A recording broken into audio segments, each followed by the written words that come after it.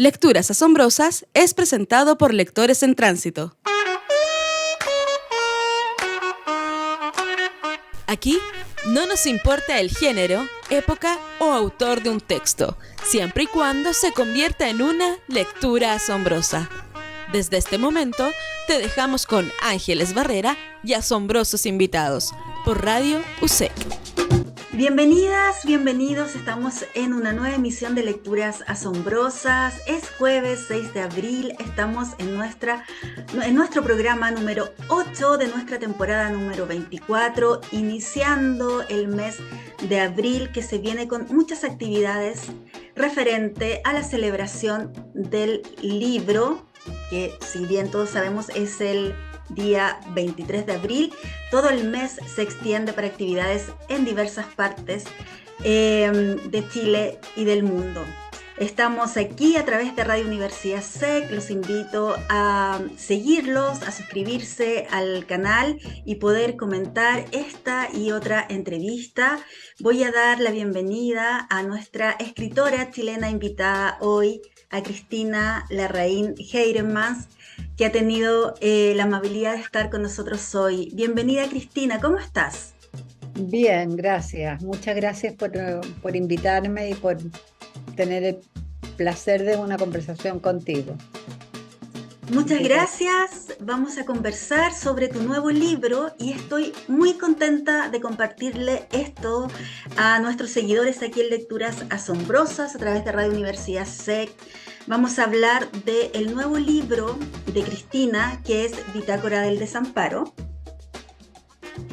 que justamente, ¿cierto?, publicada por Editorial Cuarto Propio, que justamente ahora en abril cumple su primer año de publicación. Así que estoy muy contenta que iniciemos contigo, Cristina, estas fiestas del libro, porque además vamos a ir por un derrotero, ¿cierto?, muy humano, con la historia que nos relata Cristina. Así que antes de presentarla, quiero recordarles a ustedes que se inician en abril las fiestas internacionales del libro, comenzando con la FILBO, la Feria Internacional del Libro de Bogotá, que se desarrollará desde el 18 de abril hasta el 2 de mayo en Corferias, en la capital de Colombia. Ustedes saben que en Lectores en Tránsito, nuestra comunidad hispanoamericana de difusión, tenemos ahí a nuestros esenciales, ¿cierto?, residentes en Colombia,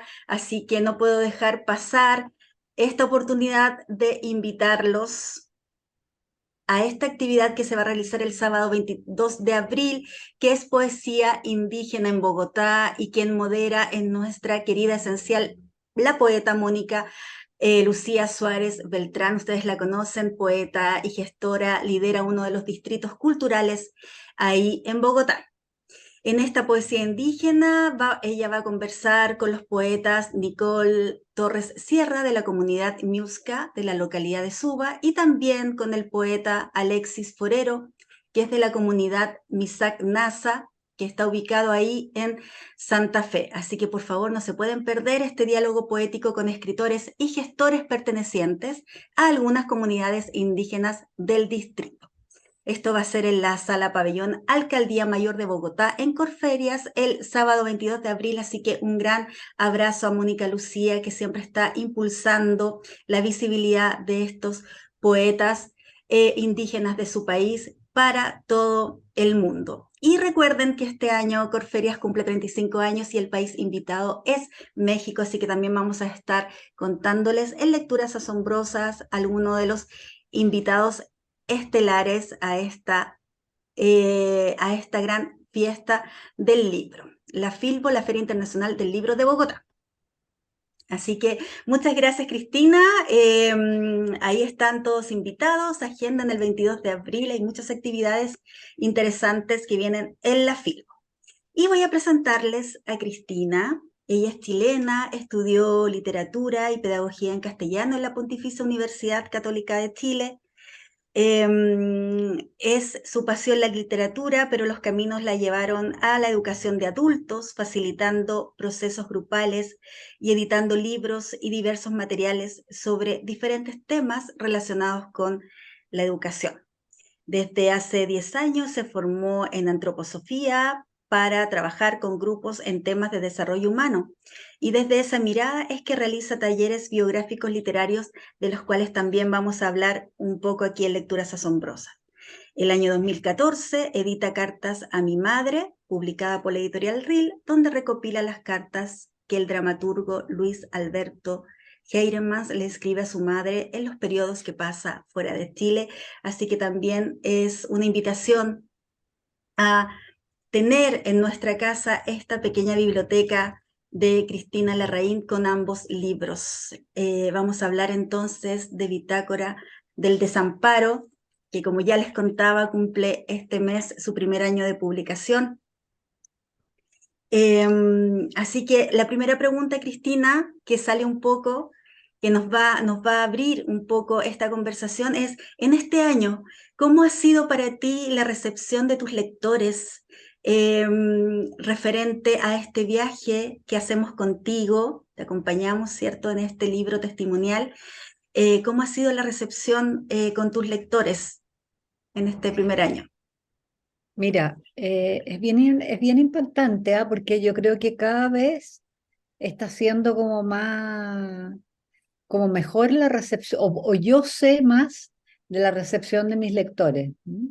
Al principio recibí muchos mails y muchos WhatsApp de personas que se sintieron muy tocadas, que me acompañaron en este viaje, que sintieron que realmente era un viaje, muchos, muchos, muchos, pero ahora como que de repente ha salido como más a la luz pública. Yo creo que a través de las entrevistas y a través de varias conversaciones que he tenido, como que se ha hecho como que tú, por ejemplo, que yo no hubiera pensado, que no te conozco, que ahora sé dónde trabaja, me cuentes que tienes subrayado el libro, lo que para mí es muy impactante. ¿Mm? Entonces, también me pasó el viernes pasado que estuve con la Ana Josefa Silva y con Marco Antonio Laparra, y la Ana Josefa tenía todo el libro subrayado también. Entonces, me ha pasado que personas a las cuales yo no hubiera pensado llegar tan fácilmente, que les hubiera llegado de esa forma, porque yo digo, pasan leyendo libros, tienen que leer no sé cuántos libros, entonces puede ser que la lectura no cale o no puedan calar tan hondo, y me ha impresionado cómo ha calado muy hondo. Y eso me tiene muy contenta porque yo creo que mi objetivo de este libro también era poner en el tapete un tema que la gente lo considera como muy privado, como muy escondido. Y yo quería que este tema saliera a la luz. Y dale. Gracias, Cristina. Mira, vamos a contarle a quienes nos siguen que este es un libro testimonial, ¿cierto? Escrito en primera persona, de una situación muy, como tú dices, muy íntima y personal. Cuéntanos cuál fue este momento, ¿cierto? Este momento de tu vida personal y familiar que, que gatilla, ¿cierto? Lo que va a ser tu vida desde ese minuto. ¿Y en qué momento decides tú que esto tan íntimo y personal eh, llegue a través de esta travesía de viaje?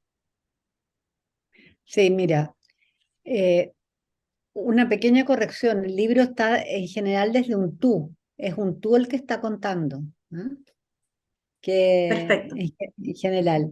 Ahora, mira, esto parte una tarde, y ahí está puesto, una tarde fría de la calle Condel, donde después de pasar por varios momentos, el doctor nos dice que a mi hijo, que era un hijo bastante artista sobre todo, eh, creía que tenían que hacer una internación con él.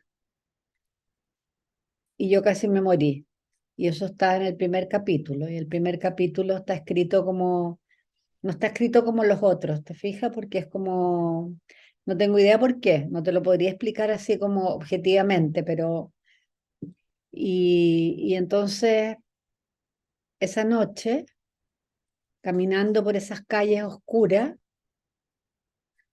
Yo llego a la casa totalmente deshecha, pero como si no pasara nada, y con una gran indecisión, una gran duda, y ya empieza para mí una gran desconfianza en lo que va a venir después.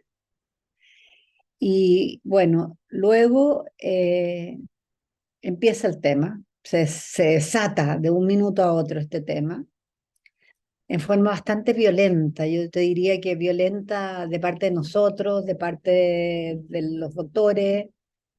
Yo creo que yo no tenía como una visión tan clara, tenía miedo, me sentía media desamparada, era bastante, entre comillas, la juventud es una cosa muy relativa, pero eh, estaba como en un periodo de mucho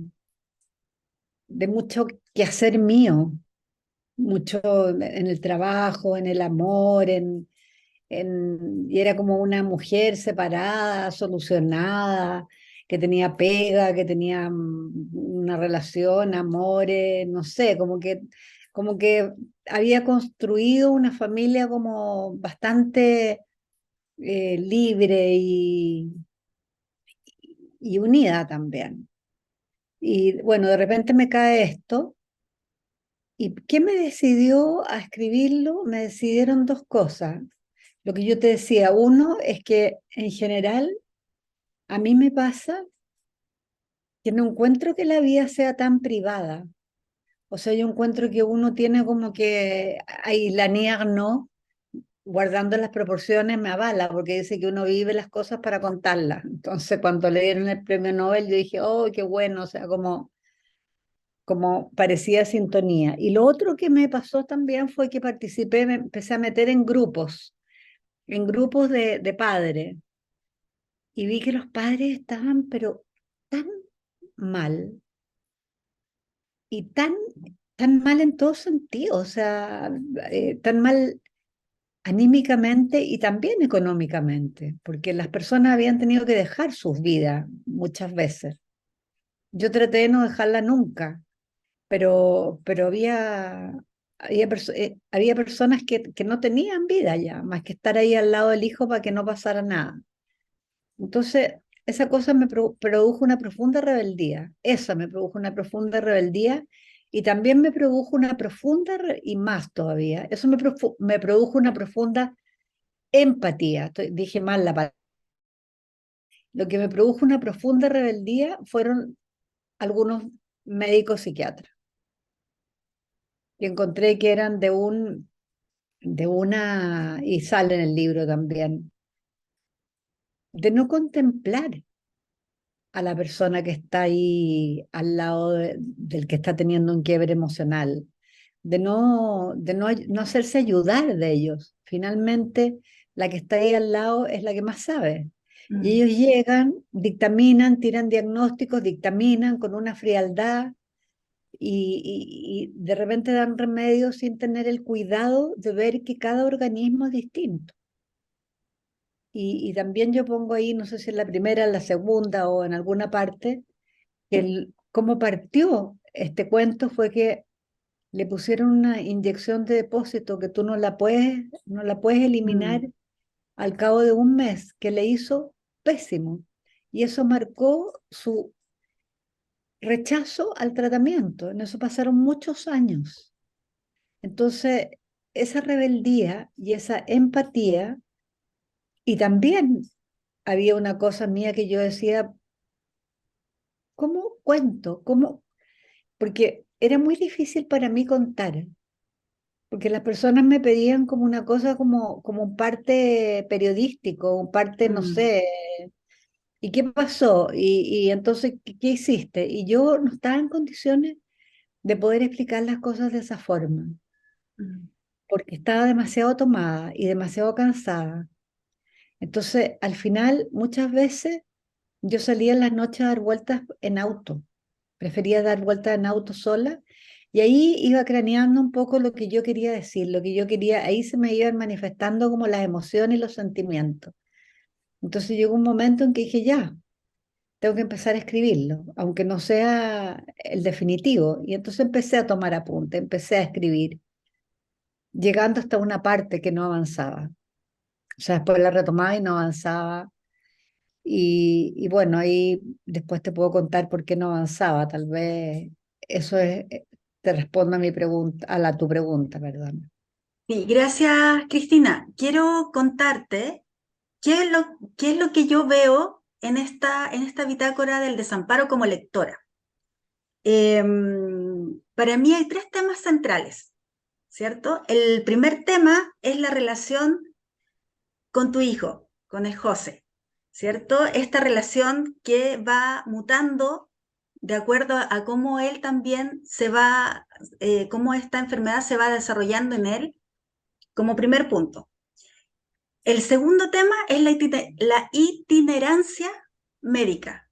Y ahí yo encuentro que entrega un plus, tu libro, en esta denuncia que tú acabas de contarnos, esta denuncia del sistema, ¿cierto?, de la salud mental en nuestro país, que lamentablemente tiene poco presupuesto, la parte pública se maneja muy diferente a la parte privada, ¿cierto? No hay no es todo el personal, pero tú has podido vivir en carne propia esta cosa de la poca empatía, esta distancia que toman los médicos, ¿cierto?, con el paciente y solo diagnostican y recetan. Eso es como segundo tema.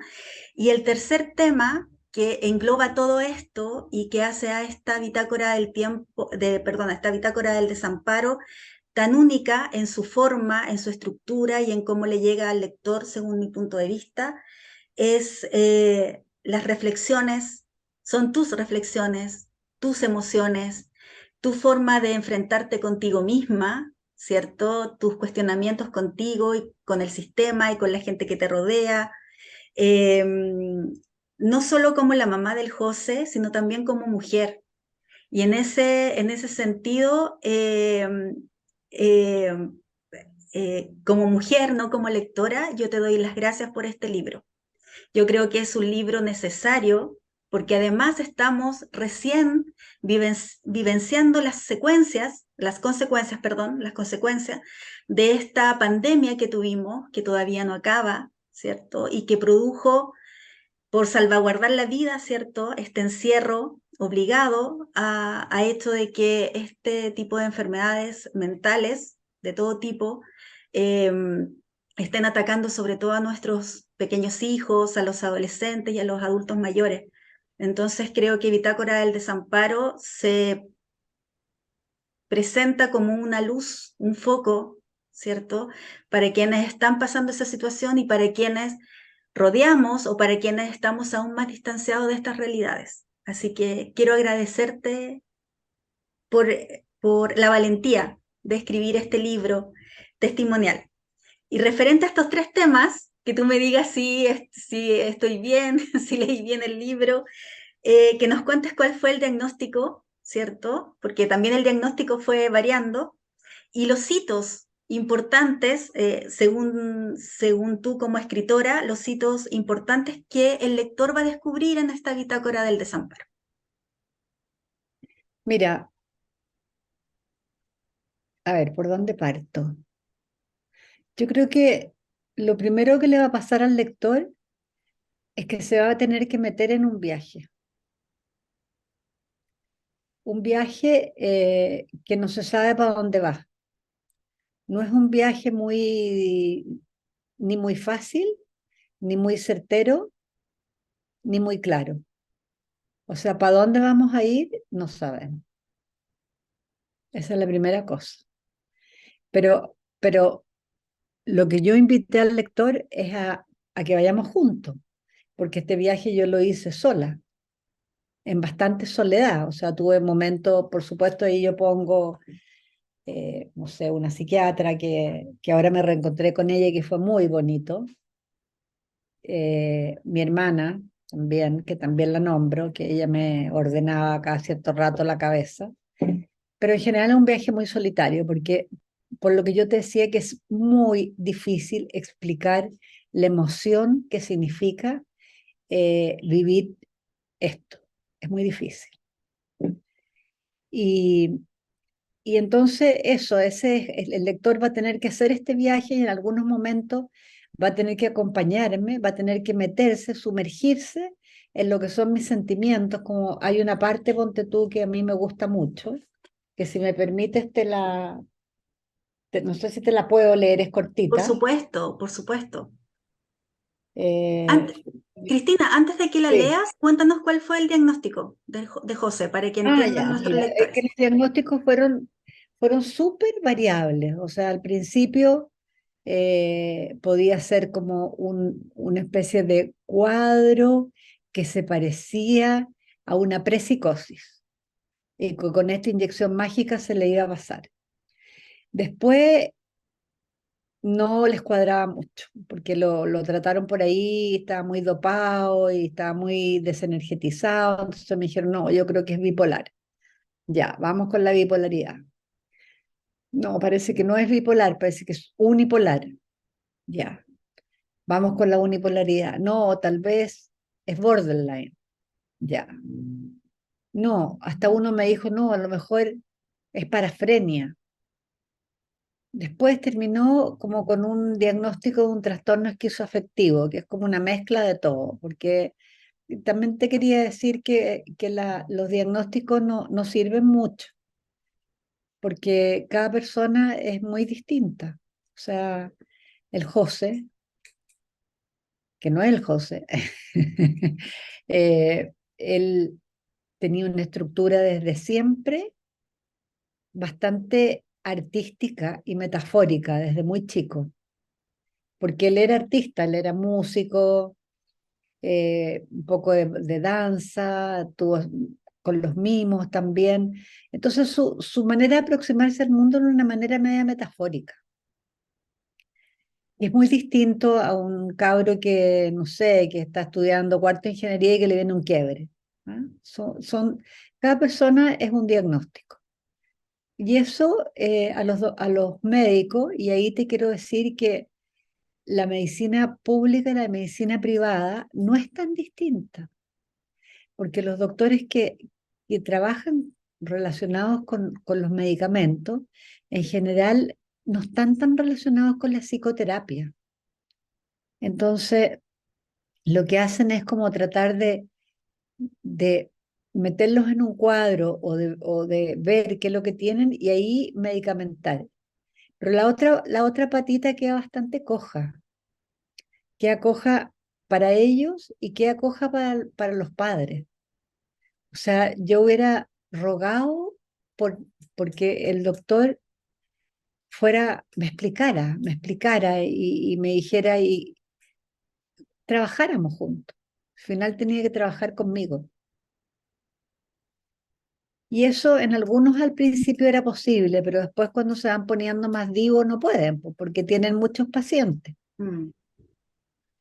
Y sí quiero rescatar a una mujer, que es la que te cuento que me reencontré con ella, que sale ahí en el libro, que fue una persona que a mí me dio muchas explicaciones y que me sigue dando. Y me pasa algo mágico. Cada vez que yo voy donde ella y ella me habla del José y me explica las profundidades de lo que significa este mal, salgo con un amor, salgo con una paz que cambio absolutamente la sintonía de mi relación. Entonces, yo no seguí con ella y ella me dice, ¿por qué no seguimos juntas? Me dijo cuando nos reencontramos. Y le dije, no sé. Y ahora me invitó gratuitamente a trabajar con ella cada 15 días, porque ella quedó muy conmovida con el libro también. Y como te digo, para mí, si yo la hubiera tenido siempre al lado, todo hubiera sido distinto. Porque cuando te explican desde otro lado, desde una profundidad, qué es lo que están viviendo, qué es lo que está significando cada cosa, es muy distinto.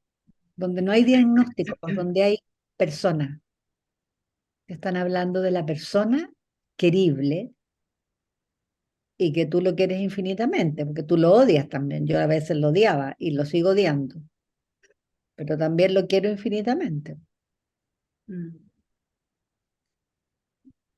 Vamos entonces con esa lectura que nos quieres hacer. Mira, esta lectura yo creo que a mí me encanta porque es como parte como lo que pasa en el viaje. Dice, ¿has sentido que el corazón trata de acomodarse dentro de tu cuerpo? No encuentra su posición, quiere ensancharse y no cabe, quiere encontrar un ritmo y no puede. La sístole por un lado, la diástole por el otro. Quiere partirse en dos. Un pedazo de ti quiere arrancarse, tomar un pasaje hasta el lugar más lejano. Otro quedarse enraizado por la culpa y la pena. No sabe qué hacer. El corazón le pregunta al intestino. Este le responde con una sonajera de tripas. La cabeza recibe todo y se marea. Estamos todos heridos y vencidos, sin ganas de seguir avanzando, desconociendo los territorios, pero tienes que seguir, aunque no sepas para dónde. Yo creo que esta es como una súper síntesis, pero que a mí me gusta mucho de lo que me pasaba todo el rato y de la invitación que le estoy haciendo al lector también. O sea, vamos, vamos, que no sepa dónde, pero vamos, hay que seguir. Mm. Cristina, ¿hace cuánto tiempo que pasó esta historia? Porque para el lector es algo que uno va viviendo contigo, como que está tan presente, como que está tan en el presente. Em, ¿Desde cuándo empieza tu verdadera travesía personal? El comienzo empieza como el año 94, por ejemplo. Y es una travesía que ha tenido distintas tempestades. Mm, Yo diría que a partir del 2012 la tempestad paró. Ahora son más olitas. No mm, hay, o sea, ya la tormenta pasó. mm, Y ahora son cuando tú has tenido como un naufragio, me imagino, o has estado en medio de una tormenta del mar y sales. Lo que pasa después es que te queda mucho resabio de eso que mm. viviste. Y claro, es más tranquilo. Sí, dime. Sí, es que ¿sabes por qué te lo pregunto? Porque la magia de tu forma de escritura es que pasa eso, pasa como que todo está pasando en presente, todo lo Claro. estamos viviendo contigo, todo lo estamos viendo, qué ganas de ir contigo a cachetear a alguien, qué ganas de acompañarte en la noche cuando, cuando sales en el auto y vas en una calle donde no hay nadie y te fumas un cigarro, ¿cierto? Qué ganas de encontrarte ahí en esa noche y abrazarte. Y también va para contextualizar una pregunta que viene de una de las conversaciones que tuviste con una de mis colegas en una de las entrevistas anteriores a esta, sobre el papel de las cuidadoras y de los Mm. cuidadores, que muchas veces, que muchas veces recae siempre en la mamá o en la persona más cercana familiar, ¿cierto? Y también en las personas que se dedican a cuidar, que hacen de su profesión ser cuidadoras de estas personas, que tampoco es fácil. Cuéntanos sobre esa experiencia y tus reflexiones sobre este punto, porque también es una pieza importante en este camino de las enfermedades psiquiátricas. Son una Mira, pieza fundamental. es súper importante este tema porque lo que yo decía y escribíamos con la Elisa en una columna es que cuando pasa algo, no necesariamente una enfermedad de un quiebre emocional, sino que puede ser de un adulto mayor o de, no sé, una persona que se transformó en un minuto en no autovalente. Cuando se dice que él la va a cuidar, yo siempre creo que la mirada se dirige hacia una mujer. O sea, está dado que las mujeres son las cuidadoras. Habrán algunos casos, pero yo te diría que son los mínimos, donde se tiene que hacer cargo un cuidador. Estas cuidadoras eh, no reciben ningún beneficio. Las habemos las que nos tocó y tenemos que cuidar gratuitamente y eso es terriblemente injusto porque uno deja de percibir un sueldo o la cantidad de sueldo que percibía. Por ejemplo, yo era jefa de un departamento del Estado. No te diría que era la jefa más importante, pero tenía un cargo de jefatura, pero lo dejé porque no podía. No podía porque me llamaban cada 2 minutos que está pasando esto, está pasando este otro. Entonces yo pasaba todo el día en la oficina con los ojos a punto de llorar. Entonces un día, y eso que me dijeron pide licencia, esto, y dije, no, si no puedo, no es un problema de licencia, no es un problema de que me vaya antes, es un problema de que no puedo tener otra cosa en la cabeza.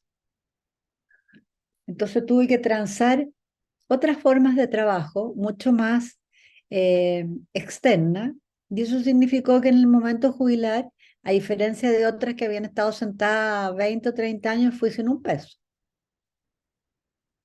Entonces, de partida, ahí hay una cosa muy injusta. Ahora, las mujeres que se dedican a ser cuidadoras, te aseguro que su remuneración es muy mala y tampoco reciben ningún apoyo, porque para tú cuidar tienes que ser cuidada. Por lo tanto, tampoco reciben ningún apoyo en ese sentido. A mí nadie nunca me dijo, bueno, yo estaba en un sistema privado, pero en el sistema público se forman estos grupos de autoayuda, pero son grupos como que se arman entre las mujeres desesperadas, pero no hay un apoyo donde tú puedes recurrir. O sea, ¿cómo va a ser posible que tú una noche que estés angustiada, que haya pasado una escena de violencia, tú no tengas dónde ir? O sea, es lo más subdesarrollado que hay. ¿Cómo es posible que estas personas no tengan trabajo especial? Porque lo que hacen es ponerlo a pegar estampillas o no sé, a pegar sobre. Pero no todo el mundo tiene las mismas. Son personas que siguen siendo personas y que tienen ciertas características. Entonces tampoco nadie trata de ubicarlo y lo que hacen es sacarlos de la sociedad. Y eso sigue siendo más complicado para la cuidadora porque tiene que ella entonces ser la mamá, ser la amiga, ser la cuidadora, ser la que sale a pasear con él, o sea, como 5 roles. Y más encima, te juro que tratar de sacar la pensión para ello, yo no he podido todavía. Bueno, yo le tengo terror a los trámites, reconozco, pero no he podido porque me mandan de un lado para otro o me dicen, no sé si vas a meritar, porque casi como que si no vives debajo del puente no se puede. Así como, entonces, si no tiene nada que ver, o sea, no tiene nada que ver. Entonces, aquí hay un Estado que no se ha hecho cargo de este tema y que tiene una deuda y esa deuda no veo que la esté pagando. Algo había aparecido en la convención, pero esa convención ya no corre y no creo que en esta vaya a aparecer porque hay como una conciencia inconsciente de que la mujer le tocó y listo. Entonces, ese es un tema que yo quiero poner, que voy a insistir y que voy a tocar todas las puertas y que voy a tratar de que se tome. Si como te digo, para las que les pagan y para las que no nos pagan. Las que les pagan también están agotadas y no hay ninguna contemplación con ellas. Entonces, eso a mí me revela como mujer, encuentro que es de una injusticia tremenda, encuentro que que no es el NAMA o no sé cómo se llama, el Ministerio de la Mujer no ha tomado ese tema, que el feminismo tampoco lo toma. Entonces, que está volando, colgando. Y yo creo que de verdad se tome en serio. Me importa mucho, ya no por mí, porque ya es un poco tarde, pero por todas las personas que vienen. No, yo no quisiera que tuvieran que hacer mi mismo recorrido.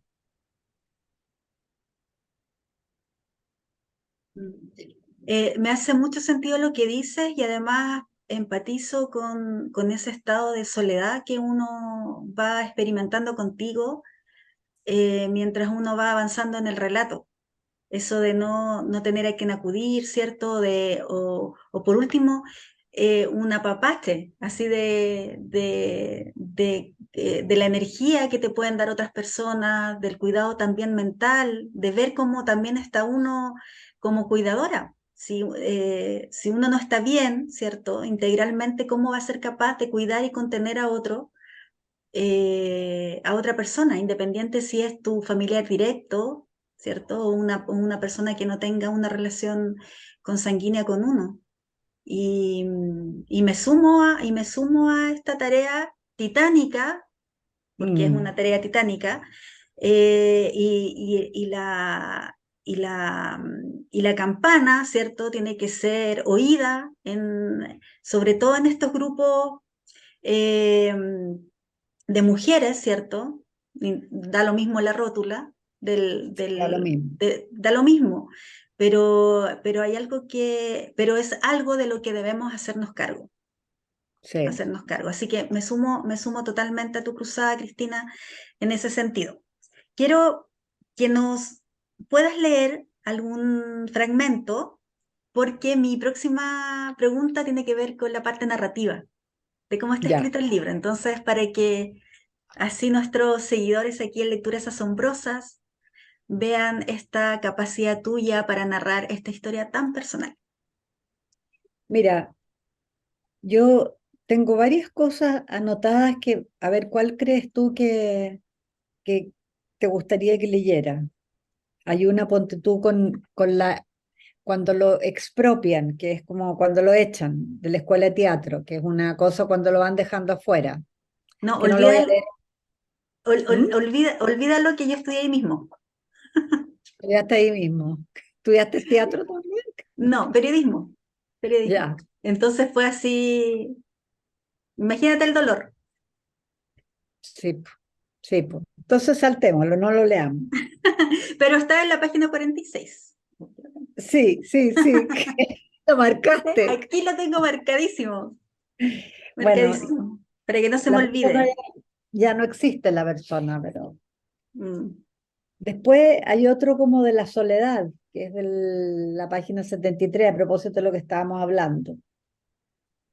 Eh, Hay otro de la arrogancia, hay otro de lo que pasa con el cuerpo, hay algo del humor también. Eso que pasa con el cuerpo.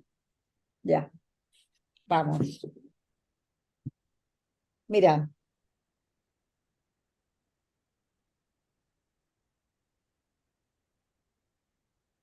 se llama, un día tu cuerpo levantó bandera blanca, comenzó una obstrucción intestinal severa.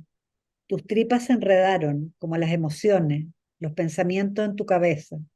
Te convertiste en un vómito abrupto e imparable. Sentiste que eras llevada sobre ruedas a pabellón. Despertaste, el médico observándote la pupila, el cura diciendo Ave María Purísima. No sabías cuál de las dos cosas te perturbaba más, inhabilitada para cualquier acción. Un evento externo, tu intestino te decía no más por un rato. Topaste fondo. Comenzó el llanto, el tuyo. No podías detenerlo. Cada lágrima llamaba a la otra. Tus parientes asustados, el doctor pedía psiquiatra, te hundías, creyeron. No entendían.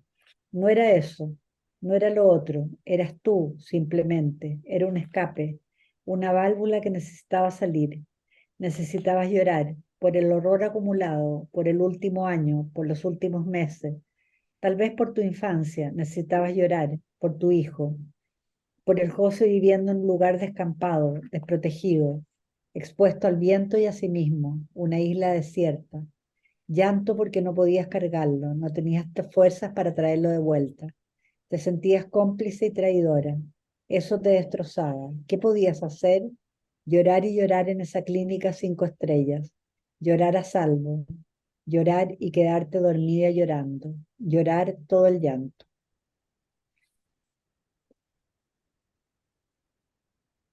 Gracias por ese fragmento. Contarles que Bitácora del Desamparo se congregan 45 capítulos ¿cierto?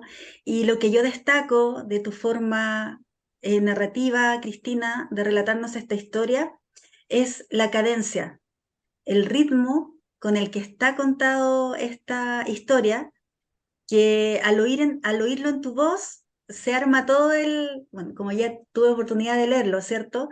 Ya toda la historia va con tu voz. Esta cadencia, este ritmo que tiene, nos permite a los lectores eh, sentir contigo, o sea, angustiarnos en el momento en que te angustias, eh, eh, vivir las incertidumbres. Es un viaje lleno de incertidumbres que, como tú decías, no sabemos en qué va a suceder, cómo es el final, en qué minuto hay un punto final en esta historia. Lo hay en el libro, ¿cierto? En cómo tú narraste la historia, pero no es algo que tenga un fin en tu No, vida, pues, ¿cierto? no. Pero que aún así, con tanta incertidumbre, con tanta angustia, con tanto dolor, es muy esperanzador. Y con la esperanza, esos ribetes, esas luces de humor que de repente hacen que el lector descanse. Sí. ¿Por qué decidiste esta forma poética, pero esta cadencia, este ritmo tan especial? Porque, digámoslo, no tenemos comas, no tenemos puntos, los capítulos son breves, intensísimos, eh, y nos permiten también ir cuestionándonos. A mí me pasó eso, mucho cuestionamiento. Los cierres de cada capítulo redonditos. Casi todos mis destacados son las últimas frases, el último párrafo. ¿Por qué lo decidiste así? ¿Cómo se dio? ¿Fue algo consciente o fue algo que te Mira, fuiste dando cuenta inconscientemente? hubo de las dos cosas, porque partí haciéndolo con una narración continua. Y cuando la leía decía, no, encuentro que es como muy como lamentosa, así como que, ay, como que tenía un ritmo lento, me pasaba eso, como, ay, voy a meter a las personas, y entonces pasó y esto. No, no va por ahí. A ver, ¿cómo lo viviste? Yo lo vivía ta. Entonces, lo que dije fue, no, pues, suelta la pluma. Si acá, y en eso me ayudó la Ana María del Río, ¿ah? Que trabajamos un poco juntas, que habíamos sido compañeras en la universidad y que un día apareció un aviso que decía que ella acompañaba en alguna edición y la llamé. Y fue genial porque teníamos como una sensibilidad muy parecida, entendió todo al tiro y me lancé y ella me empujó, me dijo, no, dale. Yo le dije, pero bueno, pero no, me dijo, sí, sí, este es tu ritmo, esta es Mm, tu forma de narrar. Ahora yo en general tengo una narrativa que es como bastante interna, siento yo. Cuando escribo, eh, es mi forma de escribir. mm, Entonces, y también necesitaba cierto espacio, ¿cachai? Porque saturar al lector de todo este drama, mm. como con capítulos largos, como interminables, me parecía que era un poco abusador. Era como, entonces, cuando encontré este estilo, un texto que llevaba como 4 años que no avanzaba, avanzó en 6 meses y lo terminé. Y, y escribir así para mí fue, y yo venía escribiendo así, yo estaba escribiendo otras cosas de amores y desamores y escribía como en narrativa, pero con ese formato. Pero aquí decidimos como no ponerle ni puntos, ni comas, ni nada, sino que es este mar, es esta navegación, ¿cachai? Mm. Que viene la ola, te revuelca, vuelve, hay calma. Entonces era como lo que más se parecía a este trayecto. Entonces por eso decidí y me gustó mucho. Y también traté de hacerlo como con el mejor estilo narrativo y siendo muy precisa en las palabras, o sea, no sobrecargar las palabras porque ya el hecho hablaba por sí mismo. Sí. Traté de ser como pulida en el lenguaje. La economía del lenguaje es exquisita. Es Sí, exquisita porque uno va y entendiendo todo. O sea, claro. es tan específico, tan cada palabra en su lugar. eh, a mí me impresiona tu estilo y me gustó mucho. Me gustó, de hecho quiero tener tu libro anterior también para eso.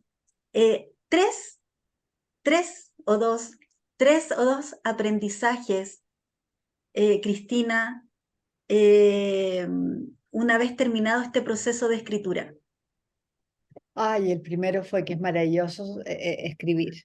Que lo que me pasa es que a mí siempre, siempre me ha gustado mucho escribir, pero lo que yo te decía, como que la vida me hizo trabajar en otras cosas que también me gustan mucho, pero este espacio en que estás tú y la palabra me pareció de una profundidad, de una conexión con el alma, así como que fue muy, muy bonita para mí.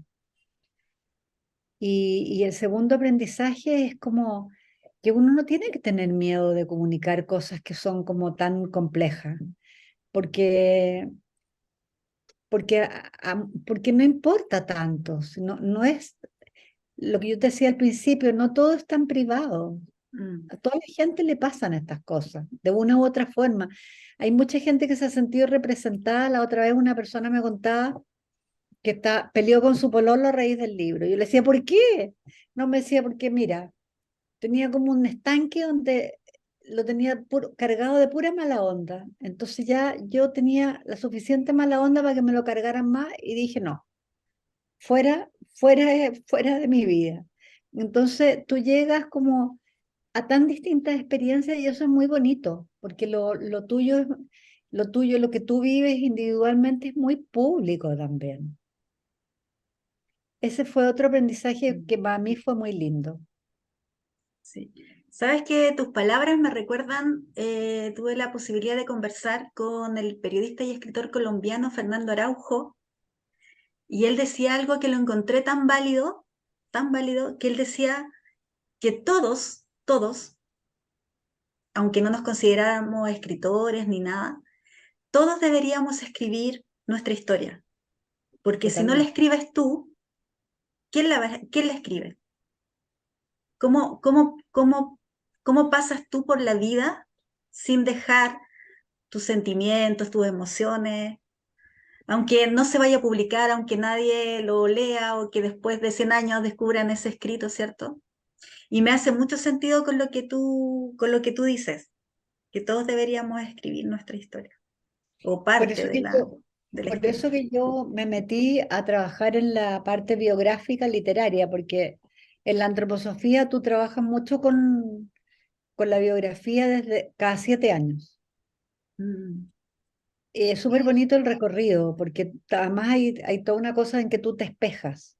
O sea, lo que pasa entre los 0 y los 7, por ejemplo, tiene alguna relación con lo que te va a pasar entre los 56 y los 63, por ponerte un ejemplo. Entonces, si entre los 0 y los 7 tu arquetipo no se cumplió, tenéis que trabajarlo a lo largo de los años para que entre los 56 y los 63 puedas hacer lo que te corresponde. O si no, no mm, lo vas a poder hacer y no vas a tener el crecimiento espiritual que se necesita.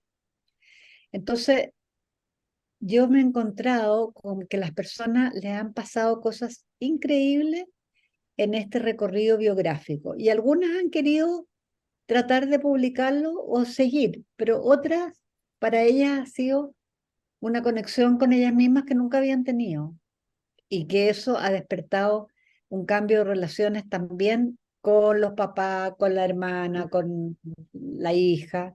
O sea, produce una revolución ahí, que es muy importante. Y a mí me encanta facilitar eso y tengo las dos competencias más, o sea, tengo la competencia de la antroposofía y además tengo la competencia literaria, entonces puedo ayudar en las dos partes. Entonces se me juntaron esas dos. Y entonces vamos a aprovechar de que nos des tu correo electrónico o un número de teléfono donde quienes estén interesados en trabajar contigo estas biografías literarias se comuniquen.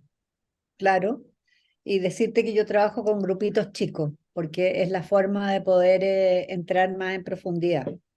Perfecto. Mi correo Entonces, es Cristina Larraín 7 Cristina Larraín 7.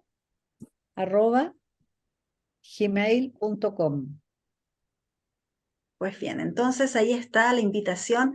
¿Y lo trabajas presencial in situ o si hay alguien que está fuera de Santiago o Claro, fuera del país por Zoom o por alguna otra plataforma? la que terminé recién y ahora empiezo una nueva, una estaba en Valparaíso, la otra estaba en Curacaví, la otra estaba en Pucón, entonces lo trabajé por Zoom. Y después Perfecto. hicimos una junta Un final. encuentro final. Ah, Encuentro así esos como, son los mejores, "Ay, estuvo". Claro, los encuentros presenciales. Así claro. que, así Y te doy que, mi WhatsApp también, por si acaso les puede ah, salir más por supuesto. fácil. Más Ya, sí. 569 Ya, 9 239 239 5808. 5808. Pues bien, así que todos quienes tienen esa necesidad o todavía no descubren que quieren escribir sobre su biografía, pueden contactarse con nuestra escritora invitada de hoy, chilena, con esta emotiva historia de Bitácora del Desamparo, Cristina Larraín 7@gmail.com, o en su WhatsApp, anoten con cuidado, más 569 923 95 808. Así que ahí están todas las coordenadas. También me imagino que en tus redes sociales podrán acercarse Sí, ahí. sí, pues estoy eh, en Instagram, en Facebook, estoy y en ahí esas estás con redes. tu nombre. No, no tienes Sí, un avatar. Cristina Larraín Heiremans. No Cristina tengo, Larraín. sí, no tengo. Eh, Hay una cosa que antes de despedirnos a mí me gustaría leer porque es una invitación, que no es una invitación a nada, sino que una invitación en el libro, que también me parece importante de acuerdo a todo lo que hemos conversado. adelante. Que voy a leer una parte del capítulo que dice: con el José he aprendido que no los he hecho ni mejor ni peor que nadie. No ha sufrido ni más ni menos que nadie. Cada itinerario es vivido de manera distinta. Es una experiencia que aún continúa. La tuya es una experiencia de dolor. Lo único fundamental, hablarla, compartirla, no atravesar el oscuro túnel de estar sola. El deseo de vivir en una sociedad sin patologías extrañas, sino personas distintas, con los mismos derechos, con un espacio en este mundo, respirando el aire de todos. Si pudiéramos, nadie estaría tan triste, tan asustado, tan perdido, tan enojado, tan solo. Hoy invitas tú, hoy cuentas. La cita es en todas partes para que este tema se conozca, se comparta, se viva, se sienta junto a todos para siempre. Esa es mi invitación. Esa es la invitación que nos hace Cristina a través de esta travesía que ella tituló Bitácora del Desamparo. Este editorial Cuarto Propio, así que están todas las librerías en Chile, también en la página web. Agradecer a Elisa Montesinos que tuvo la amabilidad y generosidad de enviarme tu libro y tener Sí. esta posibilidad de primero conocerte, Cristina, ponerle rostro a esta mujer que independiente de los miedos, de las soledades, de la angustia, sigue, ¿cierto? Sí. Eh, sigue ahí, como decimos en buen chileno, al pie del cañón, eh, atravesando ella usa, se han dado cuenta que ella usa mucho la metáfora del oleaje, ¿cierto? De este mar abrupto, de estas olas que a uno la descentran y la hacen que el mundo cambie. Tus palabras al cierre, Cristina, de esta conversación tan bonita que hemos tenido. Bueno, primero agradecerte infinitamente por esta conversación que te da el aire, así como el libro te da el aire. Acá hay el aire para poder como contar un poco más profundamente de mi historia y del libro. Así que te agradezco. Y bueno, invitarlos a que ojalá puedan meterse en este viaje que los invito, y que por favor luchemos por esta cosa de las cuidadoras, que también para mí es muy importante. Yo creo que serían esas cosas, y el amor también, ¿eh? El amor, yo creo que también en este libro es un libro, a pesar de todo, de un profundo amor, Mm. que eso también ha cambiado en mi vida, amor, compasión. Me desarrolló una compasión por la gente que es muy bonita también.